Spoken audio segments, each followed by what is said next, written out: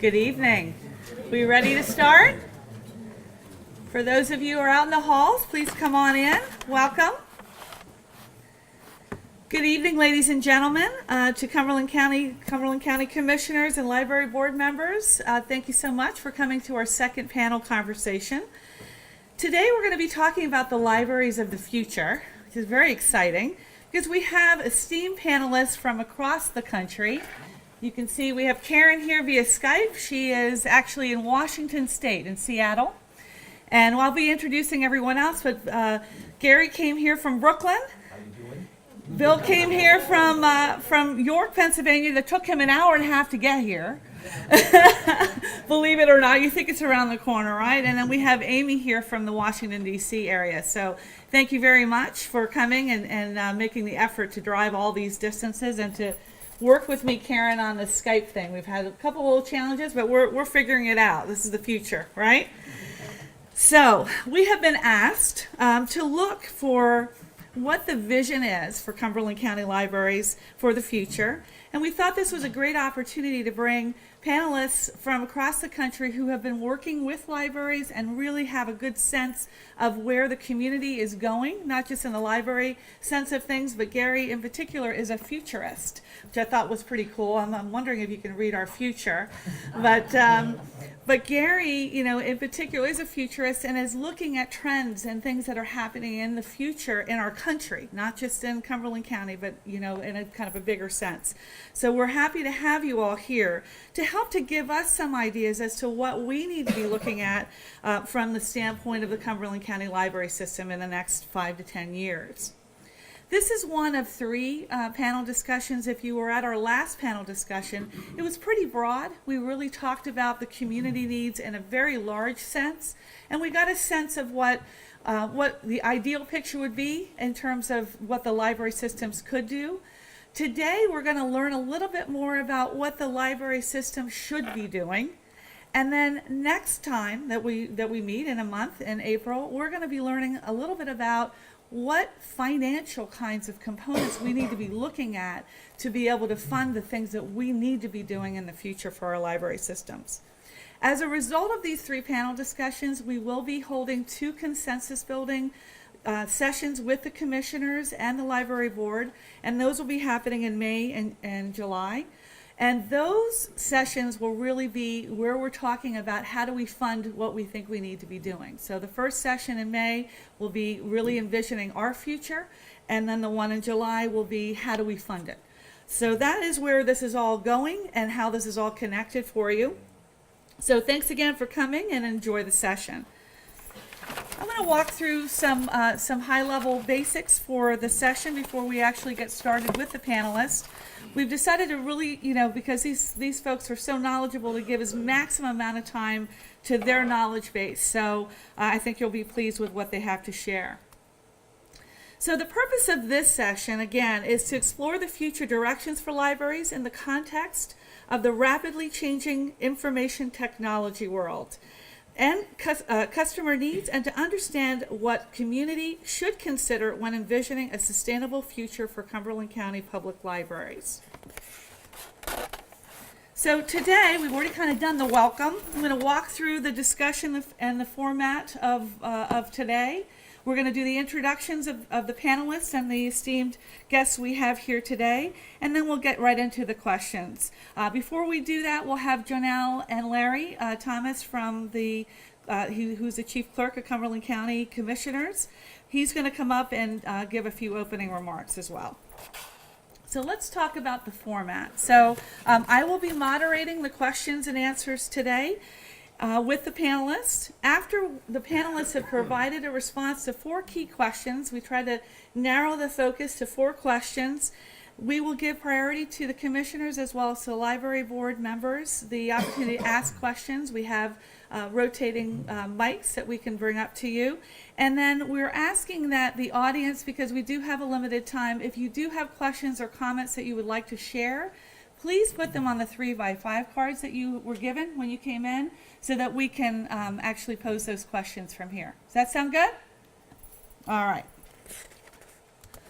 In terms of the ground rules, clearly we want to respect each other's views and comments. We're going to be learning a lot of new and different things today. And then we ask that we refrain from our comments and questions until the end, until they've had an opportunity to kind of share what they've come to share with us.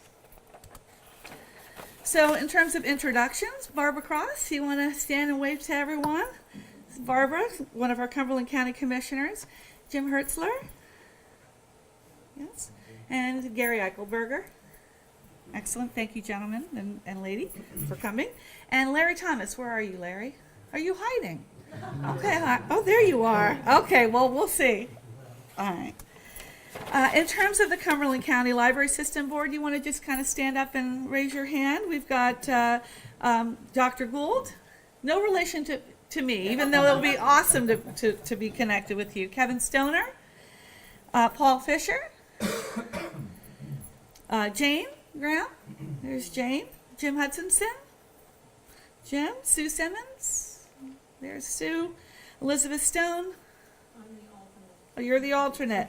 Okay, and then Jonelle is the executive director of the Cumberland County Library System. And I also want to do a special thank you to the Cumberland County Library executive directors for each of the libraries. They've put a lot of work into this and do a great job every day. So you want to please stand and wave. I know some of them are out there. There's Sue. Well, just wave, Sue. I think many of them, there you are. Many of them are out there kind of welcoming you today. So without further ado, there's the handsome Gary Golden, library futurist. So professionally trained futurist who speaks and consults on issues shaping business and society in the 21st century. Very interesting. Now, we have a really nice bio for each of these panelists, and I didn't want to take the time to read through it. It is actually in your program tonight, so please read through all the accomplishments that these esteemed panelists have accomplished. And our native Central Pennsylvanian, William Schau. So you go by Bill. Bill is the president of the York County Library System and is also connected with the Martin Library Association. Thank you so much, Bill, for being here. Appreciate that. And Karen, there she is. Hi, Karen. I can see her from here. Can you all see Karen? Mm-hmm. All right. So Karen Archer Perry is the founder of the Clarion Collaborative. It's a research-based consultancy that focuses on creating and supporting digital access programs that drive large-scale systematic changes in educational civic institutions. She has done a lot of work with libraries in particular. She's done a lot of work with Amy, and she has worked also with the Bill and Melinda Gates Foundation. So she comes with a plethora of knowledge, which we'll learn about. And Amy, last but not least, there's Amy, director of the Aspen Institute, Dialogue on Public Libraries. The Aspen Institute is a partnership with the Bill and Melinda Gates Foundation Global Libraries Program that brings together leaders in libraries, government business, technology, and community development to explore and champion new ways of envisioning public libraries for a knowledge-based society. So thank you, Amy. Appreciate it. She loved coming to Central Pennsylvania because she got to buy a car, because we have great places to buy cars in Central Pennsylvania. Yeah, absolutely. She's from D.C., so you're not going to get it much cheaper here, I'm sure. So on that note, I'm going to turn it over to Larry first, and then Janelle to give a few brief remarks.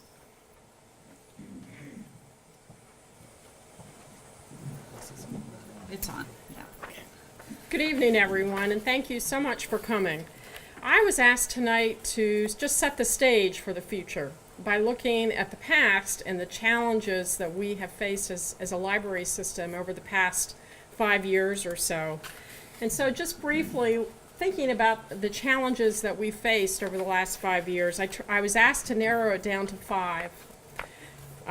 The first one, of course, has to do with funding cuts and the instability that has caused for the library system really since 2009, 6 years ago, when funding really started to be cut by the state library, the Department of Education at the state.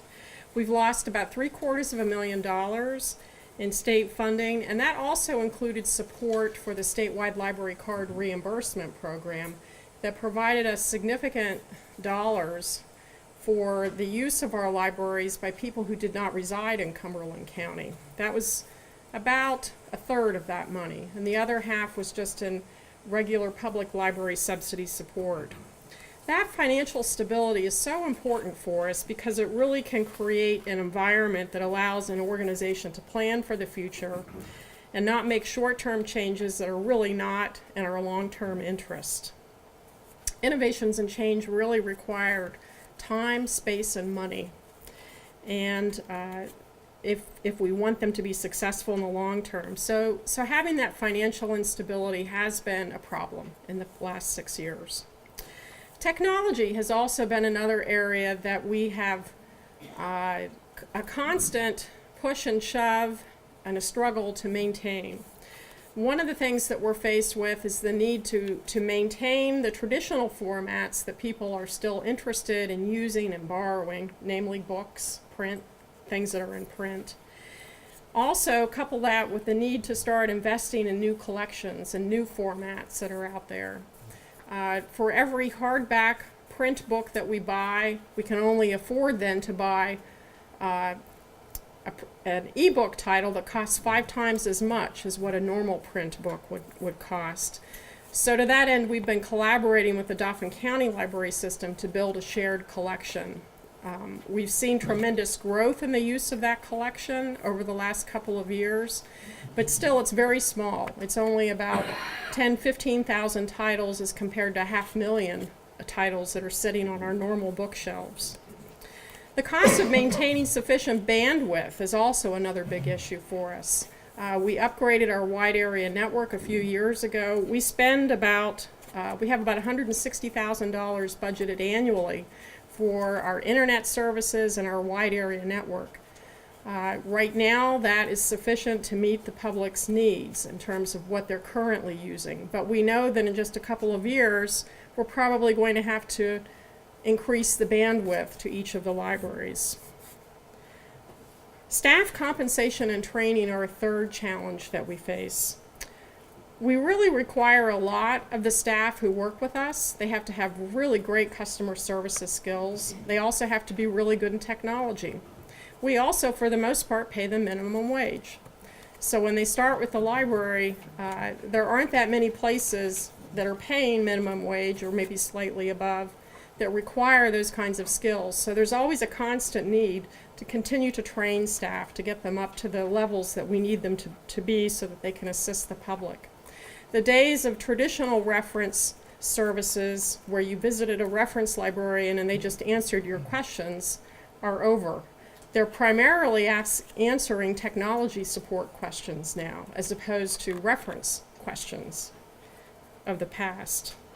The fourth area that we've had challenges in are the need to go out into the community and to really be a partner with other community organizations and agencies that have some of the same goals and objectives that we do. We know that we have really great resources. We know that we have really great staff that we should be sharing more broadly with other organizations so we can achieve a lot more in the community. But we're constantly struggling with short staffing levels back in the library, so we feel that our time is more needed, more critically needed in the library, rather than being out in the community as much as we should be. And finally, evaluation and planning. This probably is related a bit to the financial instability question, but creating and maintaining plans that ensure the ability that we can address short-term needs while at the same time looking at the long-term needs and what's needed for the future is very challenging for us, and finding that time to be able to think creatively and to do creative things. So those are some of the challenges that we faced in the past 5 years, and I'm very much looking forward to what our panelists have to say about what we should be doing to move into that future and to think strategically. Thanks.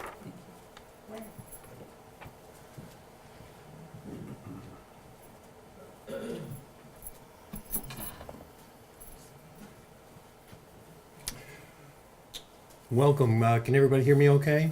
Yes. My voice usually isn't this low. Blame it on Mother Mucus. So bear with me here. Welcome, everyone. We have a great panel of experts here tonight to talk about creating a vision for the library of the future.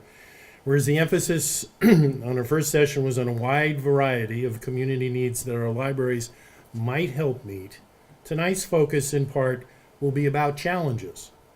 Challenges our community and our libraries as part of that community will face in the coming years to keep pace with the rapidly changing advancements in information technology, as well as fundamental changes in the preferences and needs of information consumers, producers, and distributors. I'd like to take 2 minutes to talk about choices. Yes, choices, for the challenges we face will require all of us to make choices regarding our libraries. The series of dialogues hopefully will lead us as representatives of our community to define a sustainable scope for our libraries. Our libraries are not them. Our libraries are an integral part of the us, our community, whether we use libraries or not. So for the moment, let me toss out 3 observations. Number 1, libraries are not free. Last session, much was made of the fact that the user experience with libraries comes with little or no cost. But I am not revealing any great secret or truth here when I say it takes resources, a lot of resources, to maintain a quality library system. Observation number 2, libraries cannot be all things to all people without collapsing under the weight of its good intentions. Number 3, funding from all sources for libraries is both finite and subject to intense competition by many parties addressing community needs. It's difficult enough for our libraries to maintain current services at the current state of the art. And for my fellow temporary New Yorker here, tonight we will introduce the 95-mile-per-hour fastball, or better, the Mariano Rivera cutter, that our libraries face keeping up with rapid change. As one expert in predictive analytics stated, capacity is variable, as is demand. Thus, matching capacity to demand can be a bit like repeatedly hitting a constantly moving target. Fortunately, like demand, capacity has patterns that can be more stable and less variable than demand patterns. In short, planning for the future requires that choices be made. Yes, by our libraries and by us, the whole community, because the resources the library needs to provide useful services must come in some form from us, the community. We are bound at the hip. It is a symbiotic relationship, but like most relationships, one where choices, accommodations, and difficult decisions must be made. I want to throw out some choices that our libraries and this community as a whole will face and will have to face together. First, where should libraries expand, contract, or possibly disengage its resources to create capacity for new services and information needs? Number 2, should libraries set their own agenda for community service or be collaborators with schools, governments, private enterprise in setting a community agenda and division of labor? And what form might the latter take? Number 3, should our libraries generally take the lead in addressing community needs, or should it look to create long-term partnerships with other community groups, even if it means taking a supportive role in some instances? Number 4, are our libraries willing to surrender local autonomy to some degree to realize the benefits of a more centralized approach that takes advantages of economies of scale? Number 5, should our libraries be looking at outcomes rather than outputs, i.e. counting transactions, as a measure of its success? Number 6, will our libraries be willing to invest in data collection and analysis to demonstrate they actually produce outcomes rather than simply associating themselves with desirable outcomes? And finally, those of you who know me know this is the proverbial dead horse. But it has been said that public libraries are critical institutional bulwark against the well-documented problem of growing income and educational inequality in the United States. Here, the choice is dramatic. Will our library system choose to move away from its current transactional-based formula for distributing resources that, in fact, exacerbates the inequality within our current system towards one that better aligns with an agenda to serve those without the means to access to the key services libraries can provide? Again, These are just some of our choices, not merely the choices faced by our library system. For the decisions we, all of us, make about our libraries will impact our community, our quality of life, and the opportunity that we provide to our citizens for years to come. Thank you very much.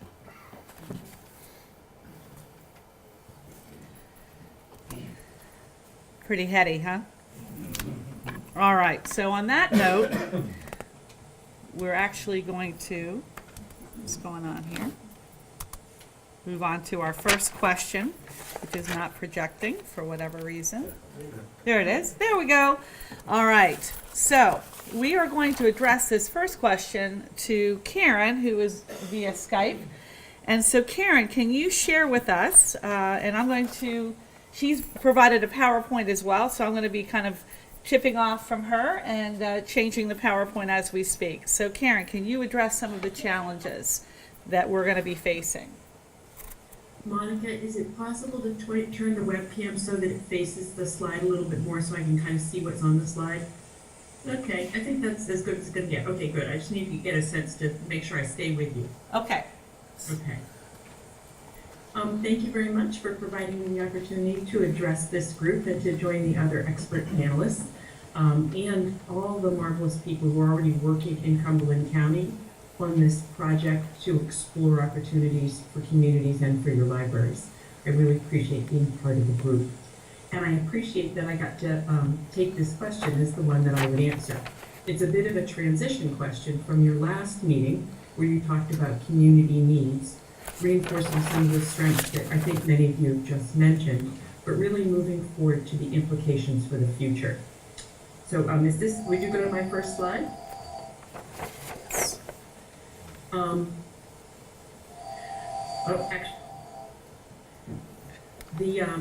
Of course the phone's ringing in the background now. Okay. We forgive you. So two of the major changes that are happening in terms of community needs are this move to a knowledge economy and a desire for people to have community-based connections. And so I want to talk very briefly about what we mean by a knowledge economy. Although we really seem to be coming into full force with the knowledge economy now, the term was coined in 2004 by a couple of faculty at Stanford University. And they're really referring to a time where there's a trend to place greater reliance on intellectual and technological capabilities than on manual labor and on natural resources. One way that I think of the knowledge economy is to think about the ride-sharing services like Uber and Lyft. What Uber and Lyft does is it takes a bunch of information, but it turns it into a bit of wisdom, where I am and where I want to get to, and mapping that or merging it with where there's a driver ready to give me a ride, such that in a couple of seconds on my smartphone, I can find out that someone's ready to pick me up in 5 or 10 minutes. The taxi services could have done that a long time ago, but they just chucked with information and didn't really drive it into the knowledge and the business intelligence that would drive services. Slide. Oh, stay on this one. Another way to look at the knowledge economy is with this figure that was developed by a consultant.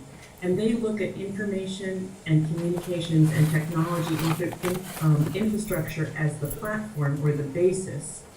And on top of that ICT infrastructure, they look at open innovation, education, knowledge management, and creativity as pillars that create the knowledge economy. When I look at this picture, I see a public library. I see a wonderful base of information and communications and technology infrastructure. And on top of that, the expertise of the people who are supporting and working at that library, creating an opportunity for that innovation, education, and knowledge management and creativity. So libraries, next slide, are well positioned in order to be very effective at helping communities deal with this shift in our community. Throughout this talk, I'm going to reference a bit of data, and much of it is kind of background to what we're going to cover here. But I wanted to mention some of the key sources that drive this work. One is some great research that was done by the Pew Research Center in their Internet American Life project. They've just completed 3 years of research on public libraries and the internet, and they've started a new program to do some additional research. funded by the Bill and Melinda Gates Foundation and directed by Lee Rainey. The second set of research that I have referenced in this work is from the University of Maryland. They've been doing surveys for, I think, 6 or 8 years around public libraries, digital inclusion, and what people are using libraries for and what needs are there. Their work is excellent. I'm also very happy to share this panel with Amy Gorman and the work that she's done at the Aspen Institute to really engage a lot of stakeholders across the country to help re-envision the public library in the future. And I'm glad that she'll be kind of bookending this at the end of this panel. And then I've spent 3 years at the Bill and Melinda Gates Foundation, who have funded for 15 years changes in public libraries and have worked to try to strategically invest and partner with public libraries. Next. So for the strengths, or the research really shows that public libraries are valued for many reasons in communities, but quite simply, they are trusted civic institutions, they are hubs for knowledge and learning, they're technology connectors for people, and they're community anchors. And those 4 strengths, trust, knowledge, technology, and place, position libraries to be even more effective going forward. And we're seeing libraries, and it was actually represented in all of the opening comments, make that shift from a trusted institution to people that engage and activate more completely and more integrally in community. We're seeing that shift from knowledge and information to helping people create new content and discern value in an information abundant world. We're seeing a shift from not just technology to being more networked, and as you suggested, needing more bandwidth.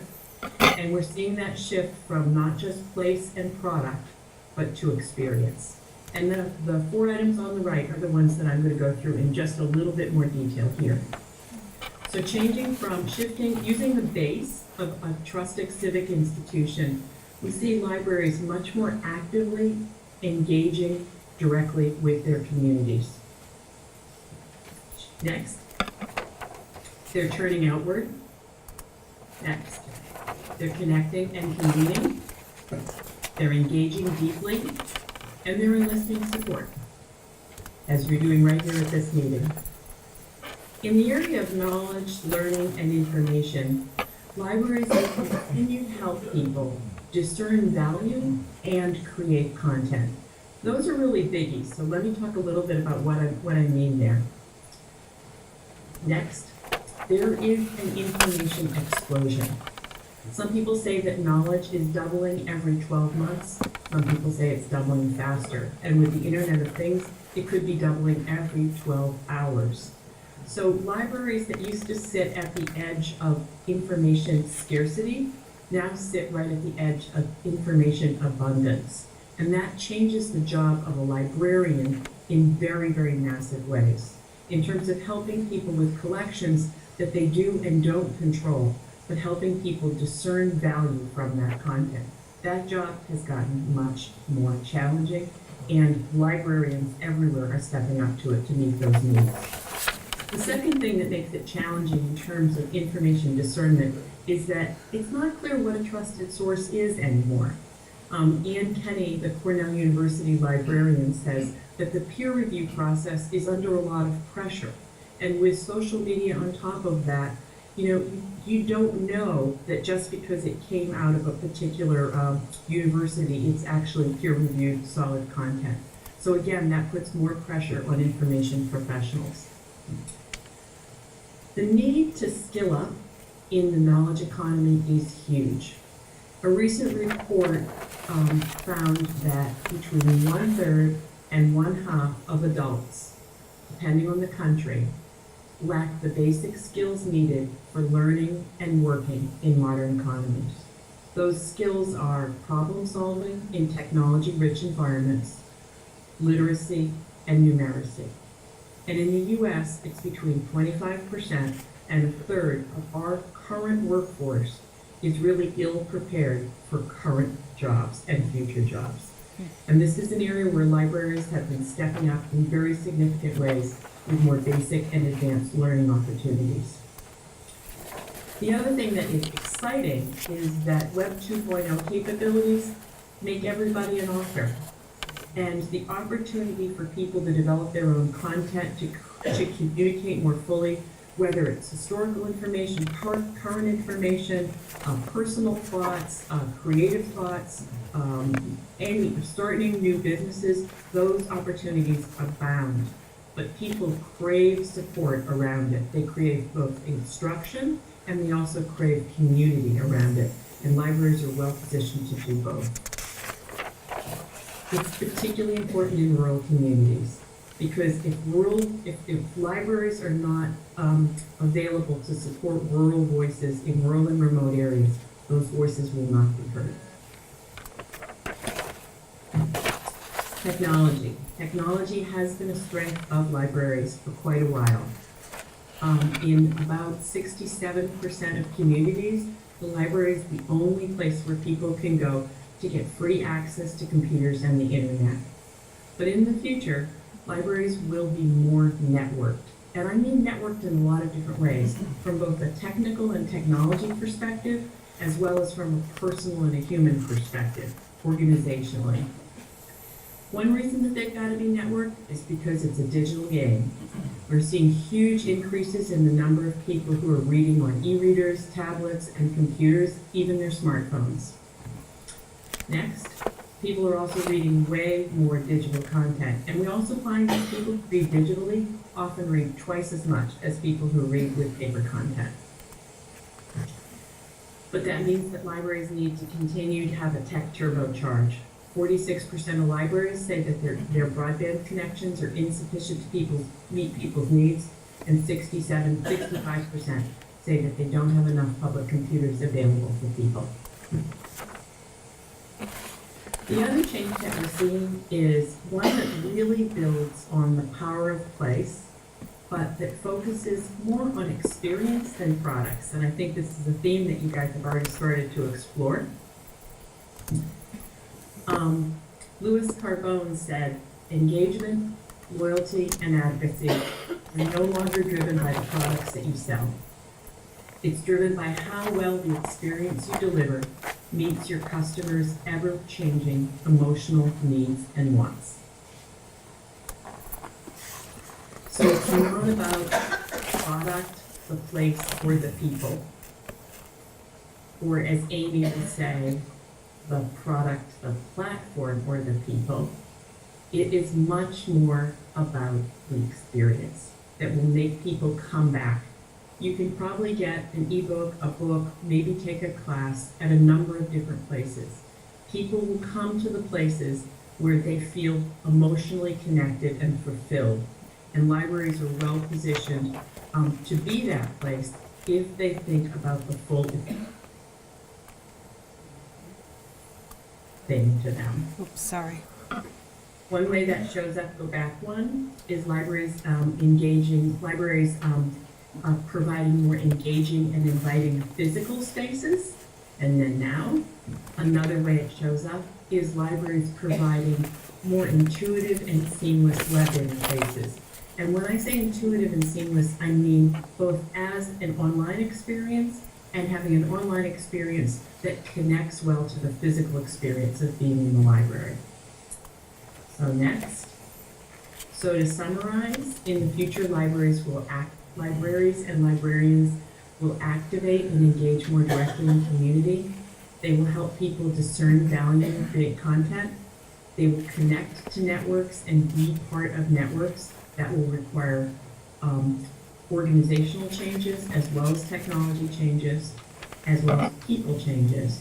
And they'll focus more on experience instead of products. Luckily, new slide.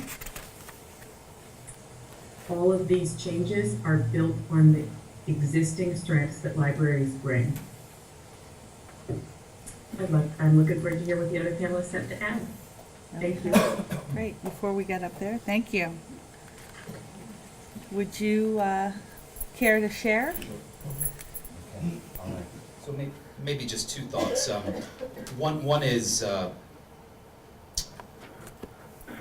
in terms of successes and challenges met in the recent past, I think one that does not receive enough credit and due is how libraries have successfully shifted the place-based experience. So in the library world, the phrase has been from stacks to social spaces, and I think that the success story of libraries maintaining their relevance as a destination, as a third place, not work, not home, is a story that still needs to be told.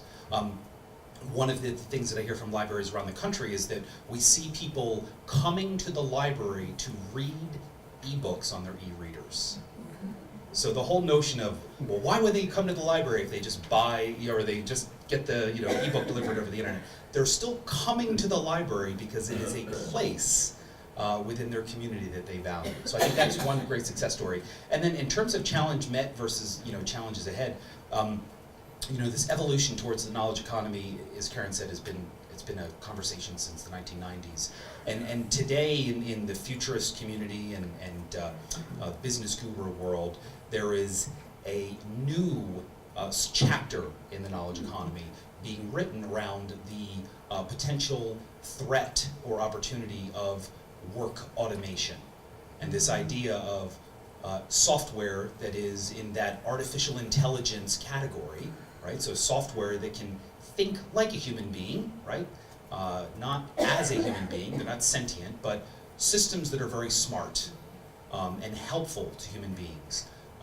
That is a disruption coming into the knowledge economy, and architects and graphic designers and lawyers are just as threatened by this transition as the factory workers were when robotics came in the 1970s. So there's one vision, which is the dystopian, we're all going to be working for the robots and it's going to be terrible. There's the utopian vision of, well, we're just all going to be retired and on vacation, and how wonderful will it be, right? And I think reality is that over the next 5 to 10, 15 years, service and knowledge workers will learn how to work with artificial intelligence. Not for, but with these systems. And I think as a future challenge in this knowledge economy world for libraries is shaping the cultural expectations of our community to be prepared for this world, right? It's not just being a knowledge worker, as in some 1990s vision. It is being a knowledge worker in a futures context, which is very different. Very good. Excellent. Thank you, Gary. One of the points that Karen made was that libraries need to actively enlist support. And I am delighted to see the size of the crowd in this room, that you have such an interest in your libraries and your library system that you would spend this evening learning more about the future of libraries. The county commissioners, the board of governors, the librarians, the community, this is fantastic. One of the things I want to talk about a little bit later is ways to enlist support, but I certainly admire the thought that libraries need to actively enlist support, not only public support, but also private support. We have a competitive advantage in that arena. We have lifelong users of libraries. We have 6 million people in the state of Pennsylvania who have library memberships. That's a big army of potential supporters. And we need to reach out to them at every turn and engage them to actively support our libraries. I wanted to say thank you first for inviting this panel here tonight. I'm really delighted to be here and to hear what is happening in Cumberland County to add to the work that we're doing at the Aspen Institute. A couple of things come to mind, and the comments so far have been excellent. I don't want to repeat what others have said. I was struck thinking about Janelle's comments and then Larry Thomas's comments to Karen's, how we move from talking about challenges to choices to opportunities. And I think that's the real gift here in the process that you're engaged in as community conversations to move through the challenges that you're facing. Understand that you do have choices to make, but to start by looking at the opportunities that are available by virtue of having this conversation here in Cumberland County. Second thing that struck me from Karen's presentation and things that Larry and Janelle had said, and perhaps this is just my own frame as we've worked at the Aspen Institute, we really are emphasizing the need to think about the key assets that the library brings to your community. That it's not about collections, as Gary had said. It's about the people, the place, and the platform. Karen's graphic, that the building that looked like a library, she said technology is the platform, right? The library is the platform for the community, for learning, for social connection, and for creating spaces for opportunity for people to understand and to figure out what their own futures are, to strengthen their families and to strengthen the community. Looking over the results of the first meeting with the list of community needs that came out, I was struck by how they clustered around these ideas of people, place, and platform. So I'm looking forward to more of this conversation here this evening and to talk about how those things can be raised up here through Cumberland County's library. Wonderful. Great. Good. So on that note, we're going to actually move on to the, moving a little quicker than I am here. Tricky. Okay. Move on to the next question, which we're going to pose to Gary to begin. So what challenges, and I think you began this in Sure. part of your conversation, what are we going to be facing that we need to be aware of? Sure. Well, and maybe I'll pause for a second and give you all permission to use your fingers and say futurist and use the quotation mark when you do that. It's okay. But just in terms of background, so you get a sense of where I'm coming from. I have a master's degree in future studies from the University of Houston. It is one of 2 future studies programs in the United States. The other program is in Hawaii. So you can judge me that I chose Houston over Hawaii for my graduate school experience. And I am a friendly outsider to the library world. I've spoken and done events with libraries, public and academic, across the country. Both my brother and cousin have library degrees from the University of Wisconsin-Madison. It is the thing that I care about most. But most of my work is in the private sector. And I do work with large companies, American Express, Walt Disney Corporation, Fidelity, Motorola, Goodyear Tire. So my lens when I come to the library world is always tinted by that business perspective. And when I look at libraries, I look at funding for libraries as an investment, and an investment that has a very clear return in terms of value. And I think one of the opportunities for libraries in the future is being able to better communicate the value of that investment. So we can kind of evolve this conversation of how do we fund libraries to what's the latest return on the investment we made in our communities. So that's kind of I'm a market guy. I'm a market-driven guy. So when I think of challenges over the next 5 to 10 years, it's never really smart to base any future change off of one thing. I think it's going to be a mixture of trends and issues that are visible to us today, that Karen set up quite wonderfully, and then things that we don't expect, things that are going to be surprises to us in 5 to 10 years. And the other thing, when you look about future change, is to imagine that the changes never come from a single trend, but an intersection of multiple trends. And the one that I just wanted to tee up here in my time is the intersection of lifelong learning and personal data. I think libraries are going to be challenged and also given many opportunities at this intersection of lifelong learning and personal data. So let's kind of break down both of those trends. So we can think of the world of learning around certain eras, right? An era would be a period of relative continuity, right? So, era of the railway, era of the car, era of the airplane. In the world of learning, there have been really 3 eras. There was the historical apprentice, master, kind of mentor model. And that was where knowledge was very localized, and you were the apprentice, and you were taught by the Jedi Knight, and then when they left the world, and you were the new Jedi Knight, and it was a series of generational knowledge transfer, right? And when you go around the world today, that is still the dominant model. And then in the 1950s, really in the 1950s, we ramped up the era of school-based learning. Now, schools have been around for a very long, long time, right? Schools have a long history.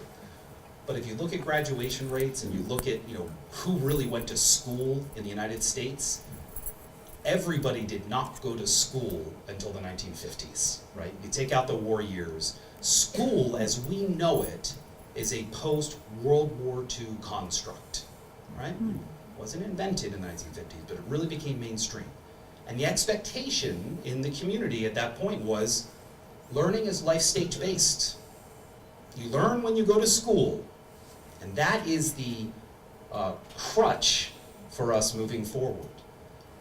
The third era, the one that we see visible today, is not master apprentice, it's not institutional based life stage learning.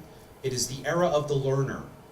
And the era of the learner is a world in which individuals are taught that they are responsible for driving their learning outcomes.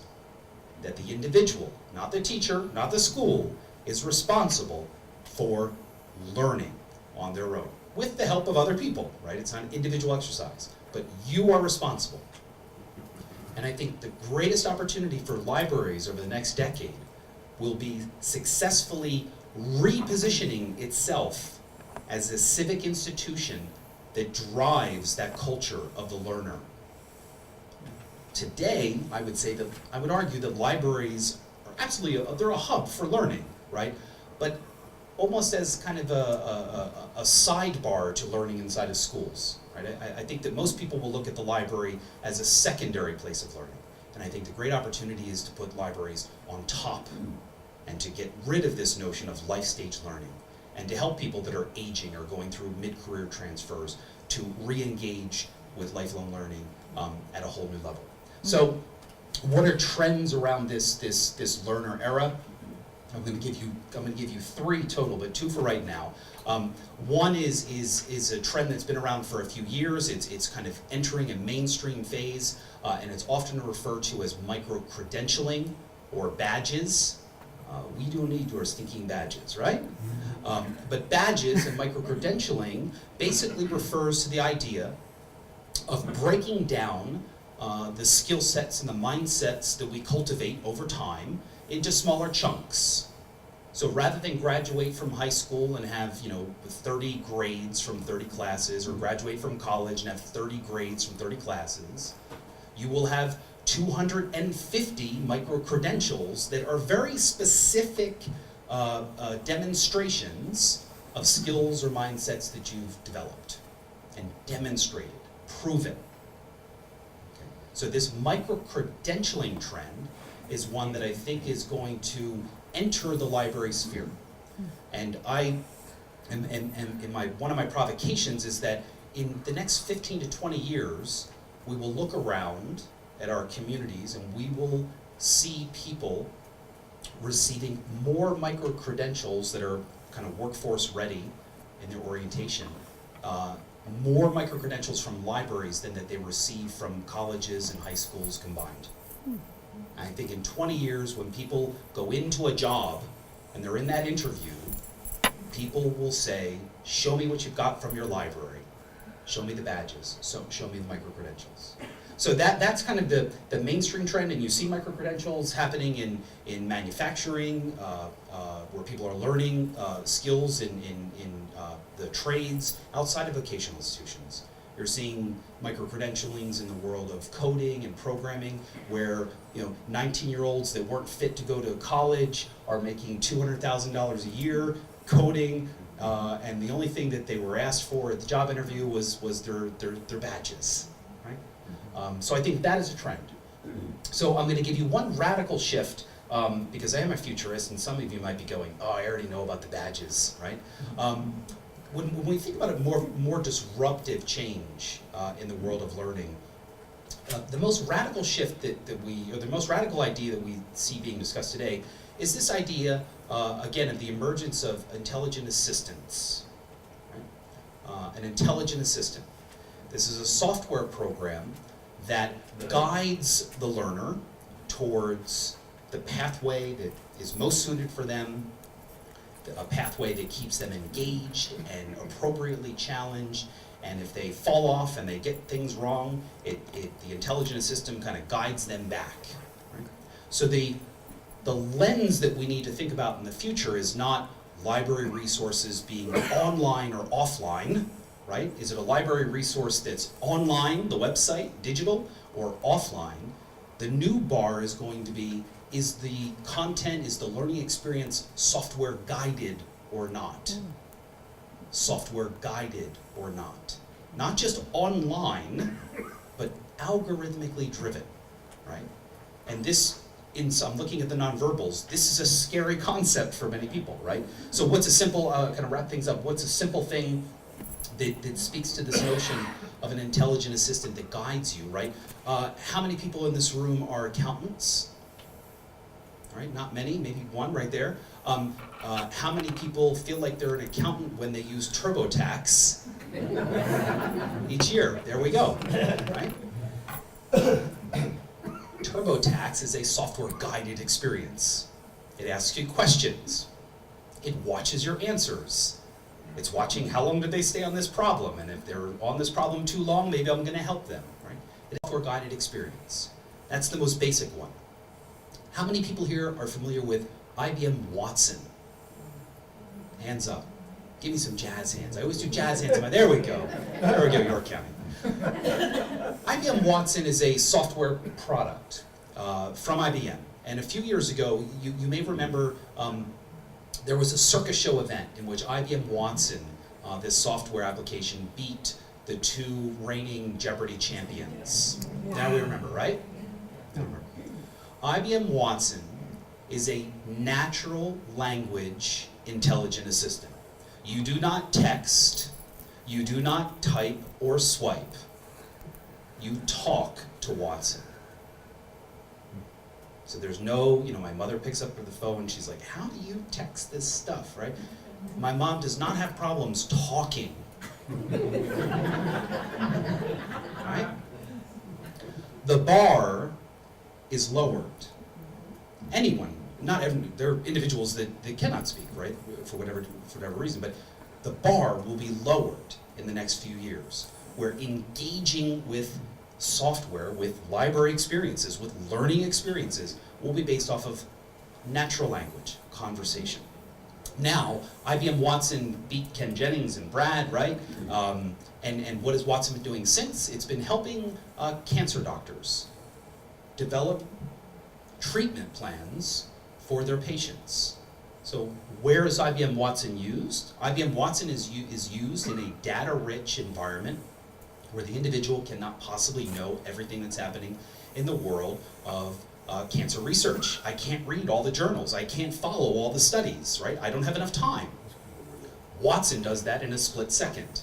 So what a doctor does is the doctor then uses Watson, and Watson's looking at all the data, looking at the patient records, looking at the genomic data, looking at all the journal medicines, and then Watson comes back to the doctor and it says, we recommend 4 choices for the treatment plan of this person.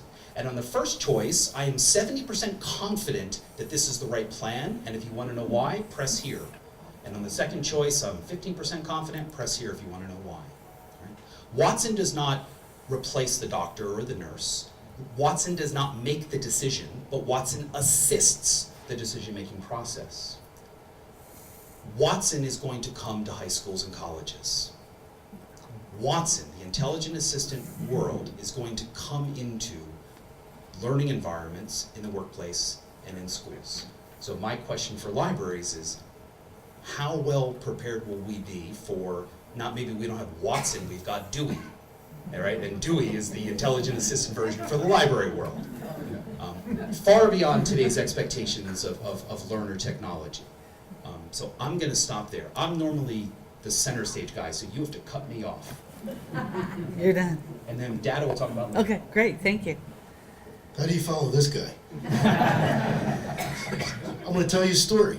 It's a true story. Gary was in his kitchen with his father, and he was talking to him about his future. And his mother came in the room and said, "So what are you two talking about?" His dad said, "Well, Gary's going to go to Houston to study to be a futurist." And his mother's head went down. And Gary said, "Yeah, but imagine when I get this master's, our first trip to Vegas." I think one of our biggest challenges for libraries into the future is making absolutely sure that we get the young energy we need into our libraries to guide those libraries, to run those libraries, to serve our customers. We need young people who can bring robotics programs into the libraries, to bring STEM education into the libraries, to create the delivery of digital information that our customers need, and to build bridges to our youngest population in libraries. We better make sure we're doing that. And I encourage all libraries to be about that. I think it's interesting to consider the implications of what Gary has just laid out for the libraries and library staffs, librarians. What the world that Gary has described requires a completely different skill set in the library than is often found in a lot of libraries across the country. I like to think about what's happening in public libraries across the country in terms of the long tail. You've got the folks who are really far out and advanced, they're leading the way, and then you've got a whole bunch of libraries in the middle that are striving and doing what they can to catch up, and then you have the long tail where there are others that are much slower behind.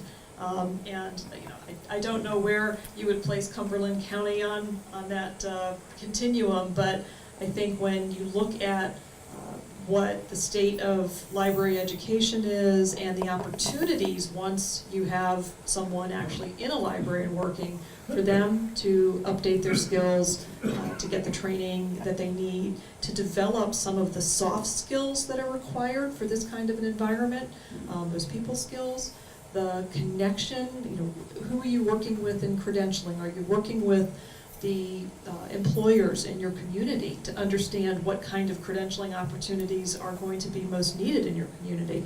You need a lot of skills that aren't typically taught in library schools and are often seem innate to some people, that are developed on the fly by very talented librarians. But I think, coupled with what Bill just said about the young people that need to be driven into the library and the things that they bring with them, I think we're talking about looking at investments, not just in the library, but in librarians and the human capital that's in there serving the community. Karen, did you want to share anything? Just to reinforce that the unbundled education opportunities that we're all going to need are huge. And that, I think that people are talking about needing a skills refresh every 4 to 5 years in order to kind of maintain kind of any sort of a career trajectory. And just libraries are so well poised to bring place, online, physical, and community together. I don't think people want fully online education experiences by themselves. Some libraries are starting to do sort of working sessions where people taking online classes are gathering to talk about them and to get extra resources. There's so many different ways that libraries and librarians can be involved as people, as learning trajectories for all of us continue to grow and change. There's like a myriad of roles there. It's a very exciting space. Excellent. And maybe just to reinforce, I think studies are showing now that the notion of online learning, the outcomes are good for some, but really not great for everybody. And the hybrid, social learning in groups in your community plus online, it seems to be the clear direction for everything. So the demand for places to have that experience is going to increase. Good. Good point. Thank you very much. Okay, question 3. We're going to start with Bill on this one. So how should we evolve over time, Bill? I think to remain relevant and sustainable, libraries should embrace 3 roles: as collaborators, as strategic partners, and as asset builders. First, we all know that in Pennsylvania we are fiercely independent. Sort of reminds me of feudal Germany. And that extends to my business as well as many other businesses and governments in Pennsylvania. Libraries need to work together in earnest. We need to build trust and support each other unreservedly. Only then can we gain efficiency and productivity. At the back of the house, libraries can and should share HR, insurance, legal counsel, fundraising, and finances. At the front of the house, libraries should share strategic planning, technology, youth services, collection building, and facilities management. This year in York County, after many years of collaboration among our libraries, we merged the district center and our county library system. In your packet that you picked up, you'll find a memorandum of understanding which addresses that merger. Because we work together in York County, our county commissioners initiated a dedicated tax to support our libraries 10 years ago. Secondly, to remain relevant and sustainable, libraries need to become strategic partners, to act as strategic partners. Libraries need and want to capture market share. We measure our value by the volume of use and service outcomes. By securing partnerships, we serve our mission, we build capacity, and we gain a substantial return on investment. In brief, libraries need to be the nonprofit piggy who goes to market. We can learn from the Denver Children's Museum, who published a book, Filthy Rich and Other Nonprofit Fantasies.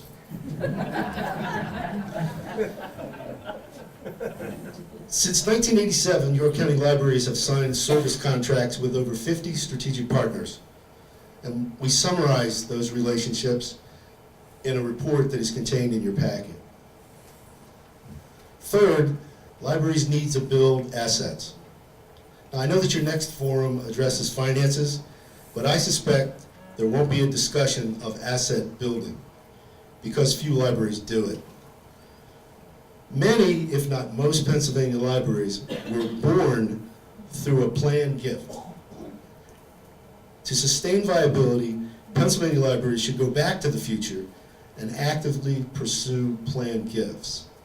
Boston College in the year 2000 did a study about the intergenerational transfer of wealth that would occur in this country for 50 years, between 2000 and 2050. $41 trillion. That's with a T, will be transferred among generations. Why shouldn't we actively pursue that support? $28 million will go from York County to Harrisburg this year because half of our people in York County don't have wills. That doesn't make a lot of sense to me. 10 years ago, we created the Second Century Fund in York County. All of our libraries participate. In 10 years, we have secured 450 planned gifts for our libraries. Each library has a legacy society. We estimate the value of that asset at $22 million. Think about building an asset in your libraries. Now, to accommodate these roles as collaborators, strategic partners, and asset builders, libraries must do one thing. That is, build an effective board of directors. In your packet, there's a mind map which illustrates what an effective board looks like.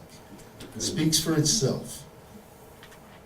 I encourage you to follow that roadmap to build an effective board, to become collaborators, to become strategic partners, to become asset builders. Excellent. Jamie? Is this one on? Yeah. So I wanted to build on the idea of sustainability deriving from being collaborators and strategic partners. That presumes or assumes that there's alignment. And I think that sustainability starts first and foremost with alignment, where the library and its programs, its services, and its goals are aligned with the priorities and goals of the community, its leaders, its employers, its families. And that alignment comes from a lot of engagement that leads to the collaborations and strategic partnerships.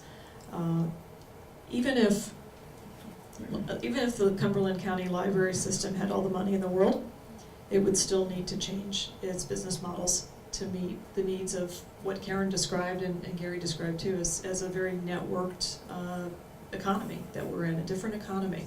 And I think that that sustainability will be found as library systems move forward, thinking about how they align their programs, their services, their priorities with the community's priorities, and discover new opportunities for developing different business models, different revenue streams, different revenue sources along the way.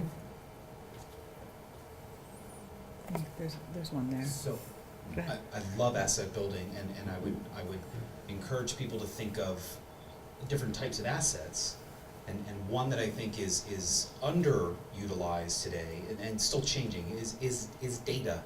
Right? Data in the business world is wrapped around phrases like data is the new oil, data is the new soil.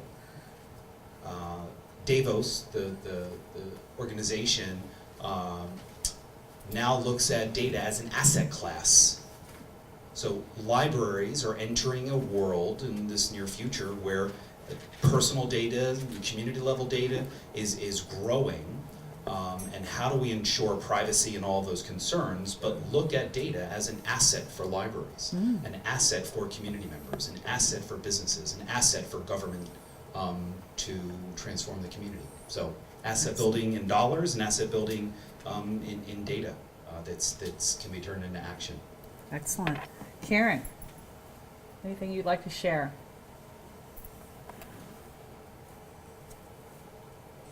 Can we hear Oh, I her? was on mute. Bill, can I get a copy of all your handouts? That's fine. Okay, great. Thank you, Karen. All right. Question number 4. And we're going to direct this to Amy. Amy talks a lot about outcomes and the difference between outputs and outcomes. So what we'd like to understand is, from your perspective, what are we going to be doing, or what should we be doing to be able to collect the data we need to provide that support? This is such a challenging area. I wish I had a lot of really great answers, but unfortunately, right now, the fact of the matter is the state of the art in doing impact assessment in libraries is really at its very early stages. But going back to what Larry had said in his opening remarks, there's a big shift that's taking place here. And part of that shift is in understanding that we need to be evaluating what it is we're doing in libraries very differently. We need to be moving from outputs to outcomes, not just measuring the things that we can count, the number of patrons who walk through the door, the number of books that are circulating, the number of visits to the website, but we really need to align the data that we're collecting, the analysis that's being done, and how it's being communicated back out to the community and to its leaders. Align that with the goals that we're trying to achieve in the community. It's really tough because we don't have great metrics and measurements and ways of understanding how do you put a value on the partnership that the library develops with the school system. But we can begin to understand by looking at embedding some evaluation and impact assessment in the partnerships that we're looking at. So for example, if the library has a program to work with children during the summer to prevent, what's known as the summer slide, right? There are ways of working together with the school system and with other partners that may be involved in the community to measure what the children know what they can do before the summer starts, and to compare that after a very comprehensive summer reading program that involves the library, maybe centered on the library. That kind of a new style of thinking, not just that we had X number of kids reading X number of books, you know, they got their stickers, they read 30 books over the summer, they got their coupon to the pizza place or whatever the reward is, but really understanding what we've accomplished and how this has moved the goals of the community forward. There are a couple of projects underway that I think will be very useful to libraries like the Cumberland County system, and I would really encourage early engagement and adoption of some of these. In particular, the Public Library Association has undertaken an effort to create impact measures. They've had an impact measurement task force, and I believe the early metrics and the early tools are just starting to come out now. I think they're going to be fully out by June, at least the first round. And I think that's going to go a long way to helping libraries understand how they can measure the impact of what they're doing, as opposed to just the outputs of what they're doing. There's the EDGE benchmarks, which are a mechanism for evaluating technology use in the library. They don't perhaps quite get as far as impact, but they're very useful in understanding where your library system is in terms of the development of public computing and how that's impacting the community. And then Karen had cited the University of Maryland digital inclusion work. They have a digital inclusion survey. University of Washington has an impact survey.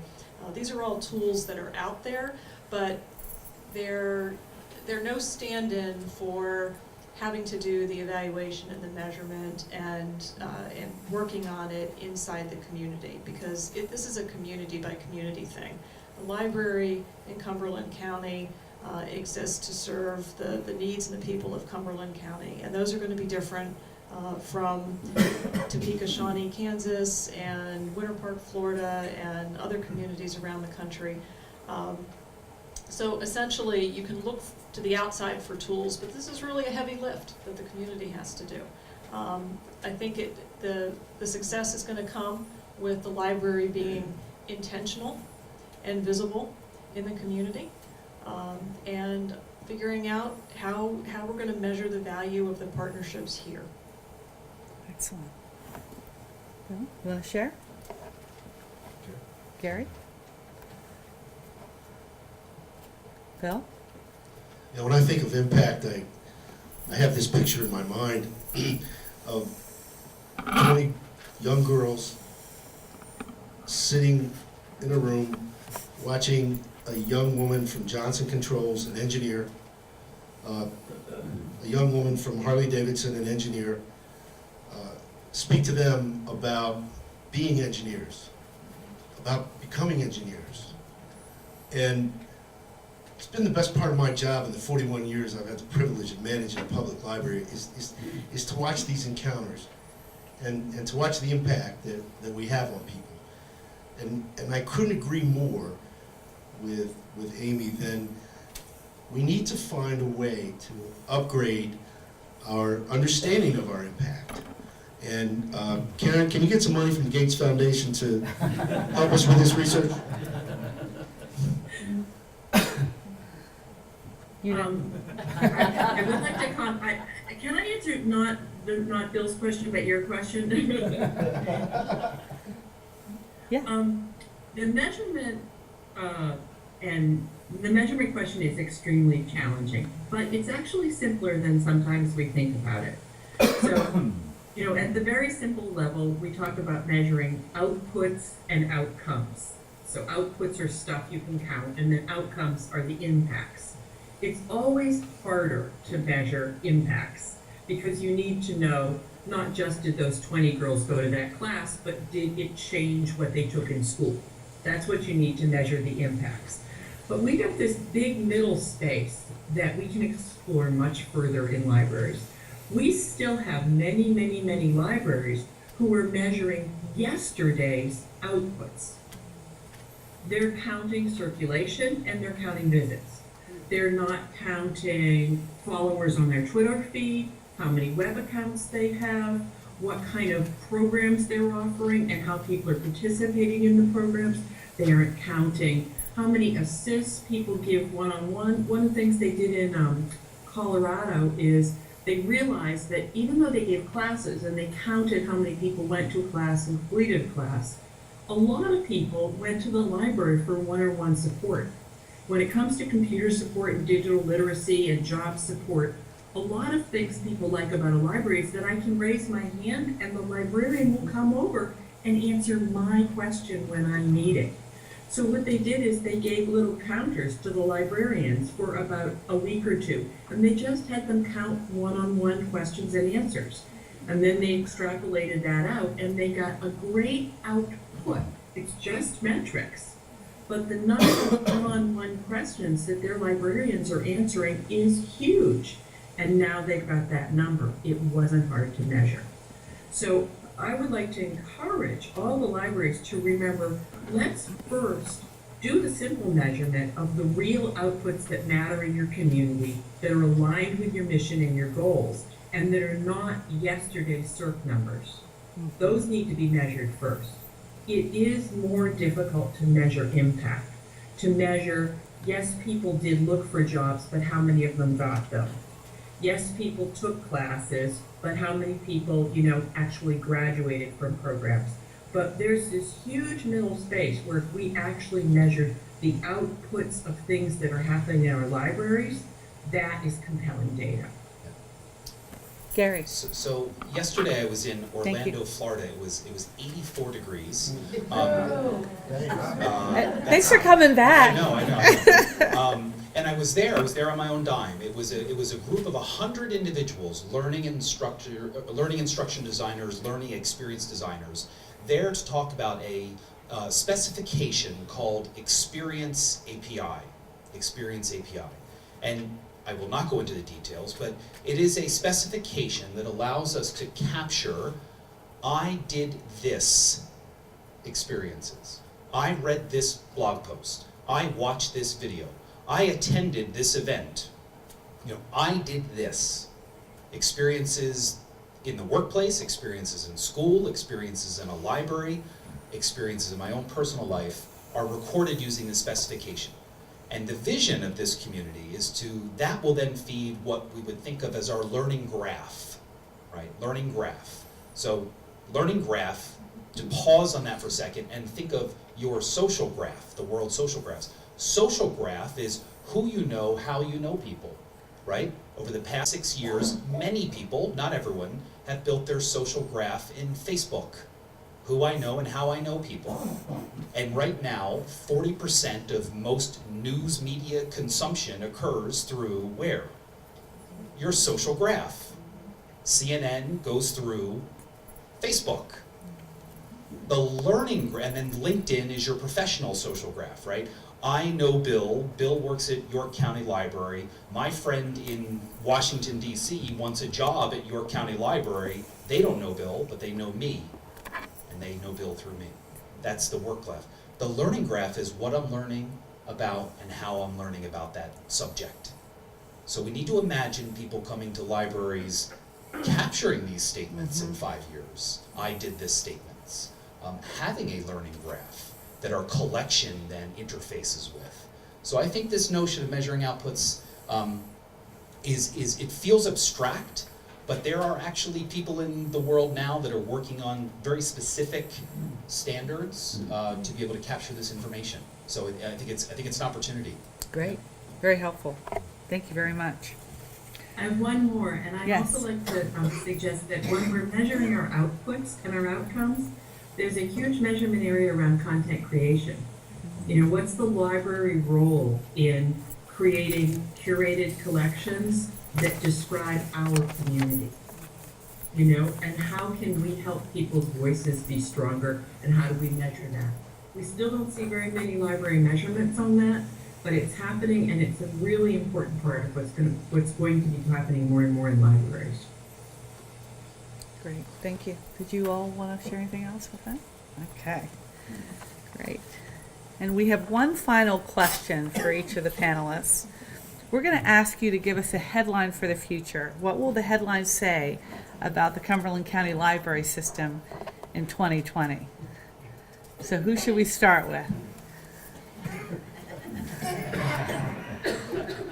Okay, my headline, because I have complete confidence in the commission, the library board, the library director, and the community here to completely transform their library and create a fantastic system here.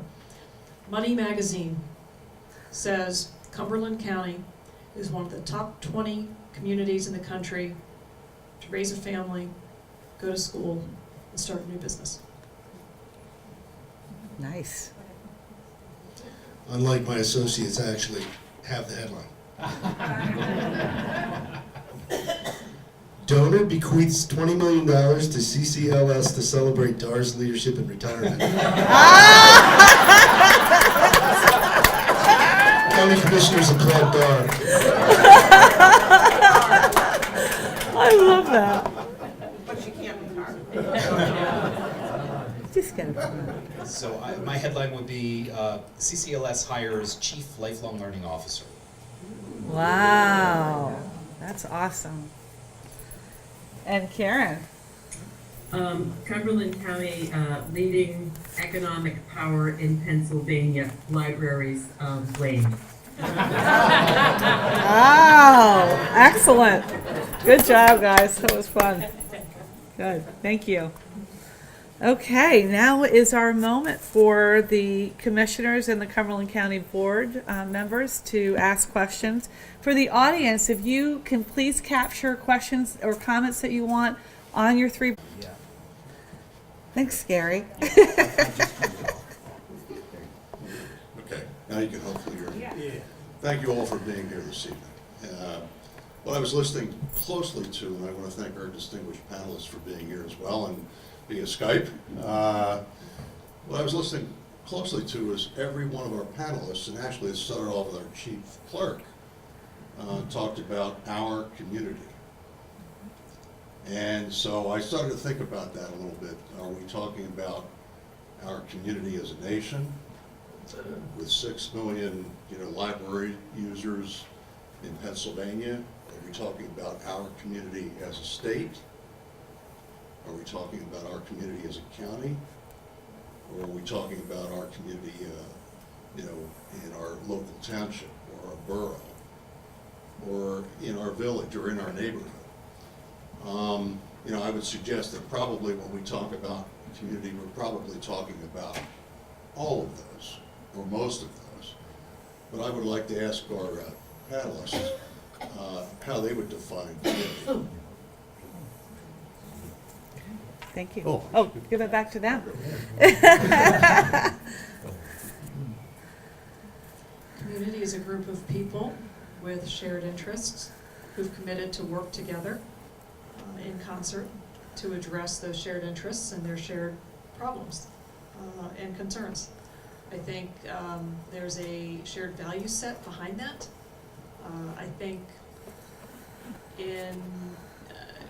when we look at the digital future, the digital present, the digital future, we talk a lot about communities of interest. We talk about geographic communities. There are clearly a lot of different ways to slice and dice them.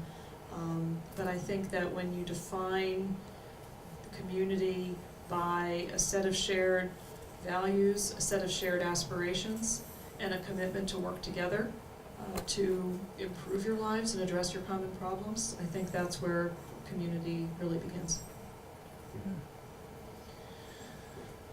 I think that in addition to what Amy has said, that identity is a very important part of community. We here this evening are a community unto ourselves. Our identity is punctuated by our interest in libraries, the future of libraries, and what role we might play in that.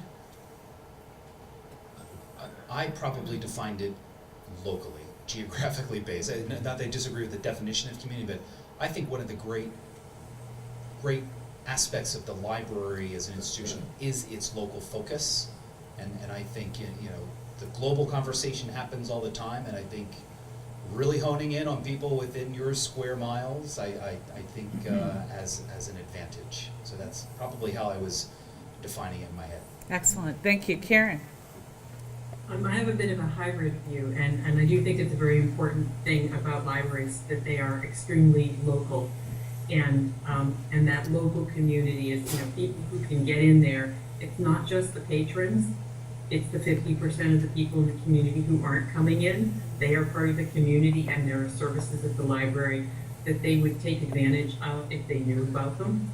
So when I think about the local community, I'm definitely thinking about patrons and non-patrons alike, because I think there's huge opportunities for service and engagement there.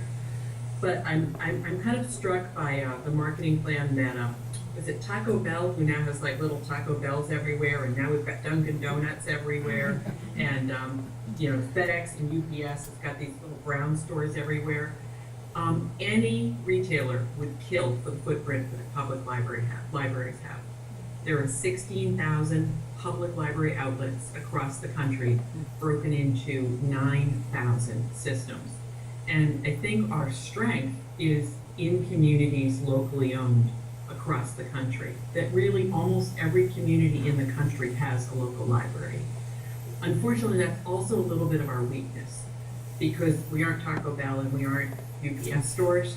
And if we could just have enough community across the library field to have a greater level of consistency in service, we'd have even more value for the broader community. And I think that goes to the trend that I think some people have spoken about of, trying to unite some of the front and back office. There is great need for community. There is no need for fierce independence. And I know that's a little racy thing to say in the Commonwealth of Pennsylvania. We are not there. Yeah, good thing, Karen. Yes. Actually, I do have a question. Let's do the mic so she can hear. Karen. Thank you, Karen. Yeah. Okay, great. Thank you. I really want to hear what the audience has more than my question, but to ask, do you see the bricks and mortar kind of into the future? We talk about place, but then does that become more of an abstract digital? Do we need larger bricks and mortar, smaller, more? How do you see the actual physical distribution of this? Can it be a room like this? Can it be, sort of on your iPad? I mean, what then constitutes the distribution then of the data, the resources? We still want community. We want that relationship, but the sustainability of the bricks and mortar is an absolute challenge. So, absolutely, bricks is not going away. And I think across the nation, checkouts and collection items may plateau or slightly grow, but foot traffic has only gone up, right? It's only gone up. I think flexibility of space is key. I think the demand for meeting spaces in a world where people are gathering online to meet physically, that is going to increase. I tend to take a more radical view of, I think that it's possibly a revenue generating opportunity for libraries. I get pushback from the library community on that, but I do think that place is an asset, and I think place will grow in demand. So I think you need physical footprint. Some communities want more smaller libraries, others want big signature buildings. I think it really is based off of that community culture and need. But I think place only grows in demand. We've learned two things at our library. One is that we have a very large population of invisible users. They don't come to us. They find us online. They use our digital information. They connect to us digitally. But we also know that within 1 mile of our library, 90% of our children live in poverty. They come to us in droves every day. They fill our teen form. In the summertime, we feed them because they don't have anything to eat. We are a gathering place for so many reasons. And one of the beauties of our libraries is that how many places can you go where intergenerational, different, diverse populations behave civilly with each other? Come and watch this happen at the library. People of all sizes, shapes, colors, ages, wealth, educational background, we come together, we experience each other together. And I think that's a really important part of the American fabric. I think one just quick thing worth noting is the opportunity to take the library out into other bricks and mortar spaces around the community. That it's not just a decision between the library buildings that exist now or other branches that you might build and becoming an all virtual experience. There are ways to start looking at co-locating libraries for some of that efficiency and sustainability that you may want. Partnering, again, collaborating and partnering with others so that programs and services and materials are made available in other spaces. And maybe then you've got more opportunity to create flexible spaces in your library buildings themselves. I think it is definitely a fact, though, that collections are going to be getting smaller. More information is going to be available virtually, and I think that just means that we've got to look at the issue of how the space is being used. Excellent. Karen? I would just add that, I like what everybody said, but I would also just add that just like you can put a pocket library in a school or in a shopping mall, you could put a pocket health services center in a library. And so one countermeasure to libraries taking on everything is to use that space and convening power to kind of rent out or contract out other services that want to be kind of co-located with you. And so I know people sometimes do it with tax preparation, some people do it with visiting nurses, but to do it in such a way that the library is offering the overall common space, but not taking the full responsibility for providing the services. Great comments. Amy?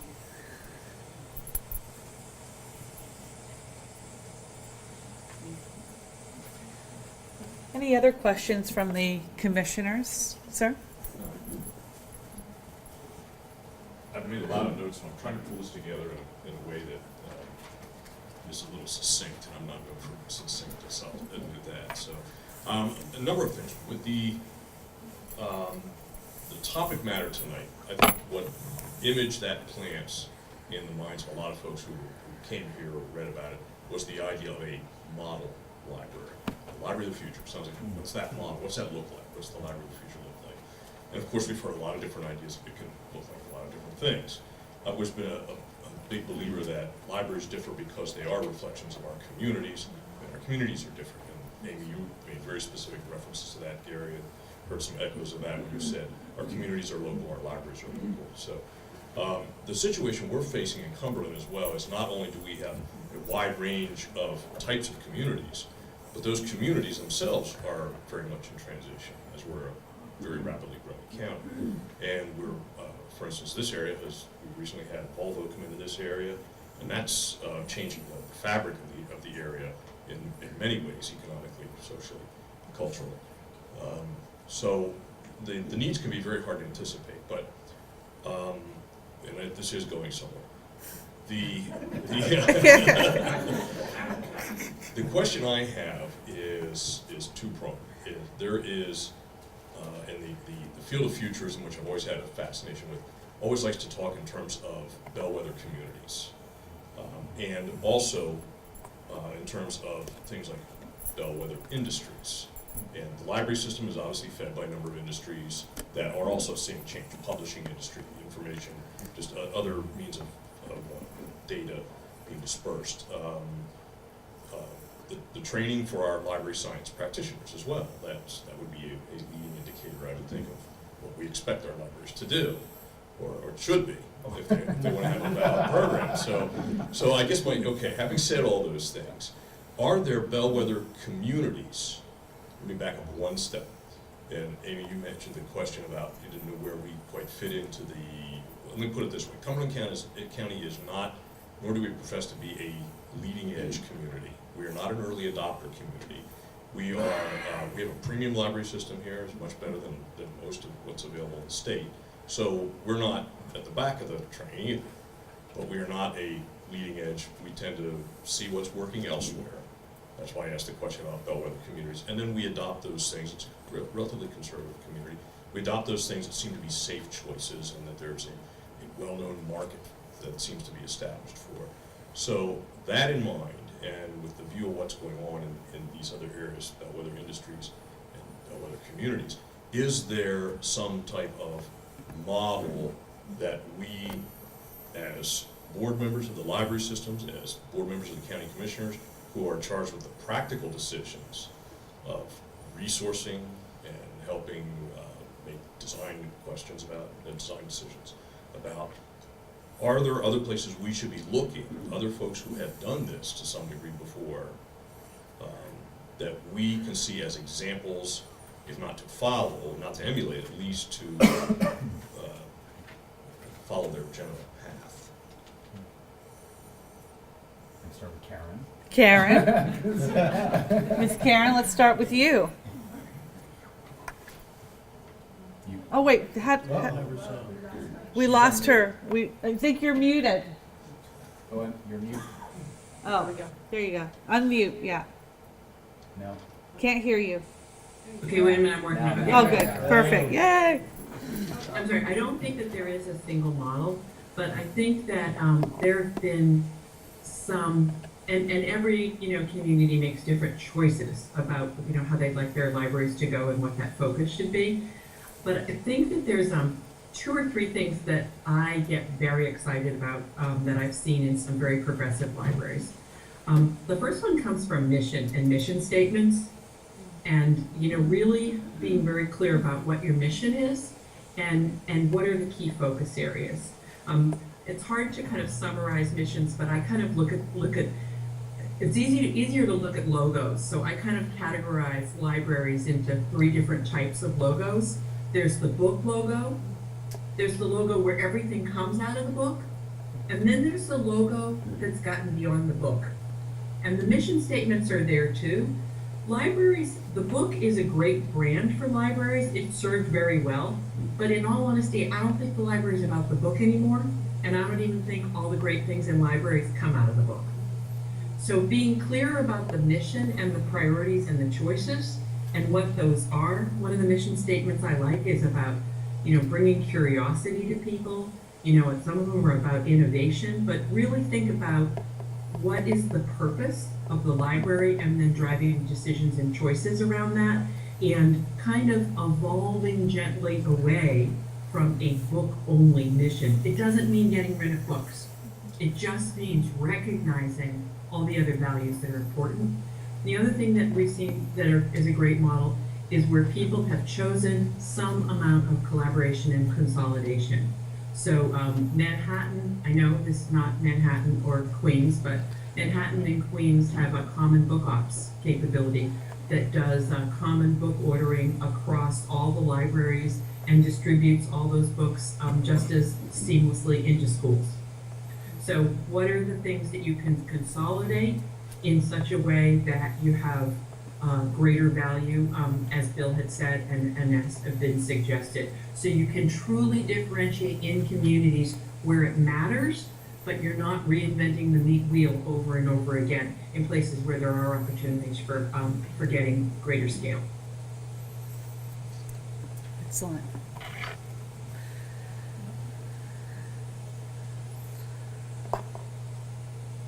The Wyoming State Librarian who participated in our working group on the Dialogue on Public Libraries said to me once, if you've seen one library, you've seen one library. That they're really so different, and as we've started working with communities and states, we really are appreciating how great some of the differences are. And I think that when I look at different models and try to figure out, what are models worth holding up and what should we be emulating, what should we be showcasing, I think you start to make distinctions between the different governance and funding structures for libraries, that they're, you've got a county system. There are some states where it's, individual. We're working with the state of Connecticut now on a statewide library dialogue, which will take place in April. And Connecticut has no county government, so they have, individual libraries from town to town to town, and some are resourced very well, and others aren't resourced so well. And there's a lot of disparity, a lot of difference in what one library can provide over another. It sounds a little bit like that, maybe somewhat of the circumstance here.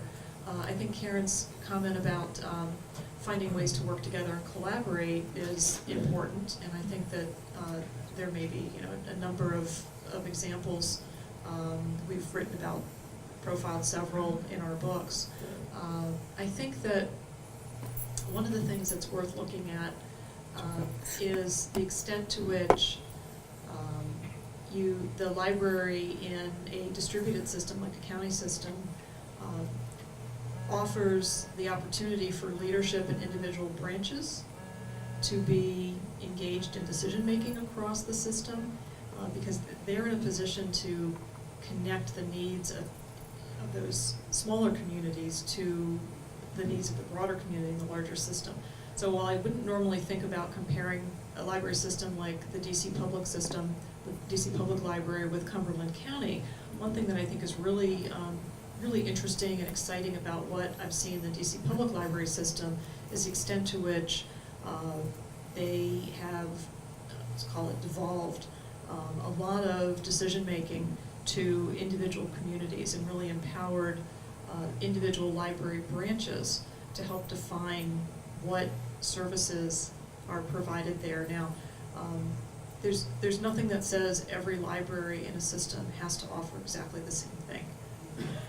I think that it's important to look at where you can specialize to meet specific needs that are in a specific area. So if the needs of the western part of Cumberland County are different from the needs of the suburbs of Harrisburg, then the library needs to figure out a way to make sure that those, it's addressing what those communities need, even if they're that different. I think this, in DC, it's extended to the fact that you can go from one community to another and see buildings that look completely different. They have a couple of really nice new branches, and they enable the community, the identity, of individual communities to really come out. I'd have to think about it some more to think about other systems that could be a model. I think Karen's probably right. It's really tough to come up with models at this point. We can point to things that folks are doing well and doing, I think, right. Great. Thank you. Gary, could you repeat that question? No. I'm sorry. Gary, I'm sorry. Whatever our size, whatever our space, libraries need to do two things. They need to provide solutions, and they need to offer delights. Okay. So I have several questions from the audience, so I'd like to share those questions, and if you can listen to what they are, and we'll have you provide some answers. So first question is, if the future is more about services instead of loaning books, will the focus be geared more towards adults or children, or both? Both. I mean, the future is Yeah. Yes. Don't even get me started on early childhood and like closing the word gap. I mean, that's your sweet spot. It needs to be expanded. Early childhood. But then aging populations, big career change. It's everybody. I don't think any demographic changes in terms of their needs as it's not that the book goes away as much as other things are growing. So yeah, and books are not going away. In like 150 years, kids are still going to be picking up books, and people are still going to be picking up books. So books are, you can say the future has said it. Paper books are not going away. Good. Ever. So yeah, the service opportunities across life stages. Okay, good. Thank you. Karen, anything you want to add to that? No, good. All right. So you've shared with us a lot of different ideas and concepts. If you were to articulate what the top 2 or 3 priorities we should be focusing on as a community, what would they be? We've talked about all the challenges. I mean, Janelle kind of listed out what our 5 challenges are. We've kind of defined all of those. What should be those 2 or 3 priorities that we should focus on before we do anything else? I agree with Gary. We have to focus on early childhood learning. The Benton Foundation some years ago did a 20-year study where it followed families where children had neither books nor libraries in their life, and children who did have books and libraries and parents who read to them and fostered their literacy. When those children went to school, the ones who did not have books and libraries and literacy in their lives had a vocabulary recognition of 2,000. The children who did had a vocabulary recognition of 40,000. Wow. Now, imagine a classroom full of kids with that disparity.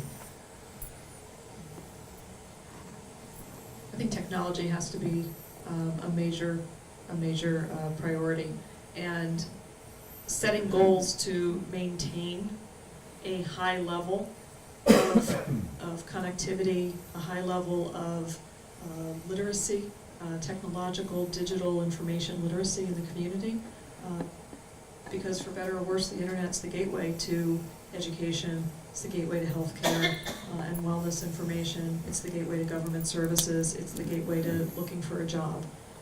And we know that public libraries are the #1 source of free internet access in a community. We know that private companies don't provide all of the service that communities need, that there are a lot of people, a lot of our fellow citizens and residents that can't afford it when it is provided. So I think that if we're going to define our community as a community that provides opportunity for a good life for everyone, I think that the library's commitment to being a center for the best that we can offer in technology is going to be vital. Thank you. Gary? I am a fan. Am I on mute or am I talking? No, you're talking. And your lips are moving too. I'm a fan of much of the recent work of the Institute of Museums and Library Services. They did a strategic plan for, like a 5-year strategic plan that they're kind of, I guess, 2 years into right now. And it's worth a read. They call it A Nation of Learners.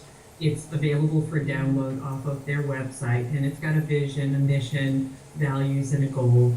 Their funding priorities for the year are learning spaces in libraries and a national digital platform. And I would say that those would be, if you only want to pick a couple of things to focus on, learning spaces in libraries covers some of the new learning spaces online in that hybrid environment, certainly reinforces the current sweet spot of early childhood education, but recognize that we also things are moving digital, and libraries need to figure out what their role is in that digital transition and how they're part of that. So I'd say that digital and learning spaces are 2 good focuses. Excellent. Good. I would just agree with the themes. I would just say you need to lead the parade, right? This is my friend Jerry always, you need to lead the parade. You're listening, you're talking, you're gathering from the community what their needs are and what their perceptions are. And once you're done listening, you need to lead the parade, because we live in this world of just let's talk some more, let's try to get consensus. And I think libraries could be a little bit more bold in these subjects and lead the parade. Thank you. Thank you. Next question. What are some examples that you've seen in libraries that have embedded themselves in to create community partnerships? Yeah, that's your. Go ahead. One that we've profiled. One that we've profiled and that we know fairly well is in Nashville, Tennessee, where the school system and the libraries have partnered, where the library provides all of the library services, the book services, book circulation, to the school system. And they've, by combining the library catalog and resources with the school resources, it's just increased tremendously the knowledge and information that are available to the students. All students in the community have a library card. It draws their families in. It's a lot easier for students to engage in the various literacies that libraries are supporting now when they have those resources there at the place where they are every day. Karen mentioned earlier the Book Ops, which is the New York Public Libraries, New York Public Library, the Brooklyn Public Library, and they too support the library catalog in the school system. So I think those are both fairly, I don't want to say they're easy, but it's almost a no-brainer when Yeah. you start looking at the sweet spot that libraries have. You're good? Karen? One that I heard about the other day that I really liked was this industrial park business incubator, where people needed to increase their programming skills. And so they collaborated with the library and made a contribution to support the library's purchase of the Treehouse software, which provides online learning for a whole range of different computer languages. And then it was offered not just to the members of the business incubator, but to all the members of the community. And then those people in the business incubator became really avid library partners. I would like to mention what is not a good partnership.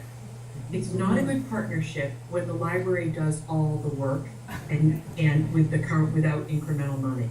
And so one of the things that was covered in a UW study on libraries is, one of the things that they call the shadow mandate, which is, more services go online, and, even the federal and state and town policies say, having trouble getting this form or not sure what to do, go to the library and they'll help you. But they don't provide the equivalent money. There needs to be linked investment when things go online. So if services are going 100% online, and more of them are, there should be linked investment at the federal, state, and local money level that provides not just resources for public access, but to train and support the librarians or other staff in providing those services. So I just wanted to point out what a bad partnership looks like, because we have a lot of them. Thank you. In third-class cities such as York, Pennsylvania, public safety is job one. And there's a real challenge for our police to build relationships with our young people in the community. Recently, our children's library started a program where the police come and play video games with our kids. And when we told the kids that we're going to ask the police to come play video games with you, they're like, what? We're bringing the cops in for that? Well, it's turned out to be a wonderful program. Many children are involved. We feed the kids. The mayor comes by and participates with the chief of police. It's a great collaboration. Excellent. Good, thank you. So the next question is somewhat a futuristic question, but I think it applies to all panelists, is what are some of the most important returns on investment equaling positive outcomes that we can hope for as a result of fully investing in our libraries?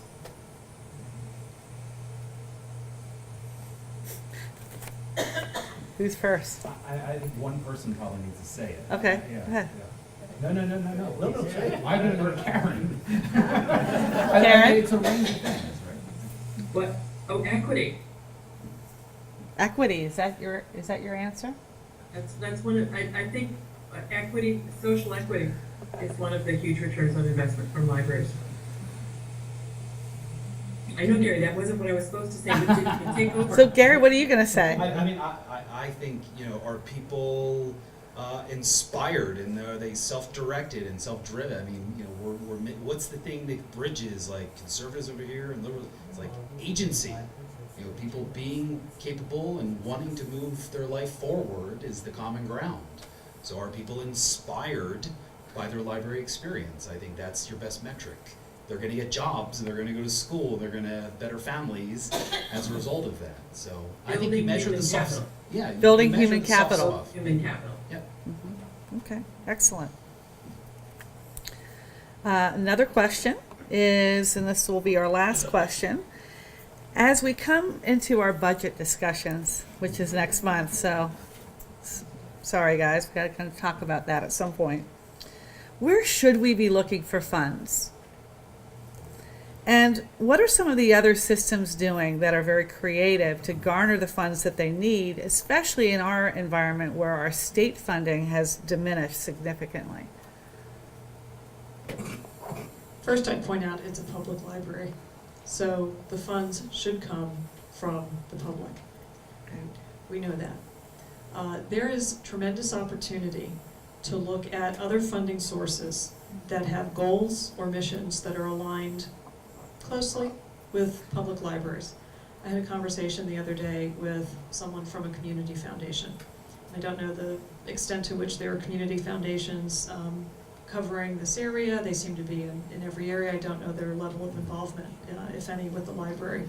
But the person I was talking to had a major aha moment when she realized that their mission and some of what they were doing aligned really well with libraries, and that, my goodness, there's this embedded infrastructure of buildings and people and knowledge and information, and they've got great relationships with the community, and we ought to be doing more work together. I think there's a huge opportunity to develop relationships with philanthropies. I think that the same challenge exists for them that existed here in the community when you started this conversation, which is needing to understand what libraries are today, that it's not your, it's not the library you remember from childhood, it's not your grandfather's library, it's better, it's doing more dynamic things, and so there's a big communication challenge, I think, in developing relationships where they might yield funding relationships down the road. We've had participants in our dialogues also offer up the potential, and Gary, you talked about data and the fact that you could tap into data as an asset and as a different revenue source. I think there are opportunities there, but that's a huge conversation around privacy, around what kind of data the library has, big conversations around how to protect what needs to be protected in there. But one of our participants had mentioned the opportunity to deliver services, engage with the public on a paid basis. In one specific example, in healthcare, if you've got a health provider in the community and they have an interest in health and wellness information getting out into the community, into where residents are, there could be a potential role for the library as an intermediary in that situation, paid by the health provider. We have defined capital needs in York County for our libraries. Our board leadership is crafting a proposal to present to our county commissioners, whereby they would provide a match. They would raise private money in the hope of a public-private partnership to address the capital needs in our library. And I look forward to that conversation with our commissioners. Excellent. All right. So, I got one on this one. okay, so you got about It happens- 30 I'm looking seconds because we're, closely at the funding of Okay. Pennsylvania libraries. And on a national basis, 85% of the funding for public libraries comes from local funding sources. In Pennsylvania, that number is 65%. So Pennsylvania's local municipalities are 20 points lower than the national norms in terms of funding support for their local libraries. Your issue isn't your state funding. Your state funding is higher than most. Even with the cut, your state funding is higher. In Cumberland County, that number is 58%. You need more money to go from local funding sources into the public libraries if you want to have equity of information access opportunity and capital. I'm sorry. Good thing you're in Washington. It is, yeah. Karen, distance provides safety. Hey, Karen, I wanted to add to that, when you talk about that percentage, that is skewed by the fact that Philadelphia and Allegheny County put in a large part of that 2/3 that you talked about. You pull that out, and now the number becomes, I don't have the number in my head, but it's substantially less. Okay, It's so, 80% of public libraries in Pennsylvania are even below your averages, even below the norms, because those guys pull your numbers up. okay. But local support is really your foundation. Okay. All the other foundation, the asset building, all the other things are gonna be great. They're gonna really allow you to do wonderful things from the libraries for your communities. But you need a stronger local support base in order to keep up and get ahead. Okay, on that note, Karen. So, we will have a more robust discussion about this at our next panel discussion on April 30th in Mechanicsburg at Messiah College. And I just wanted to, share a couple links, in terms of information for you as well. I'd like to thank the esteemed panelists. I think we learned a lot. We give a round of applause to all of them. I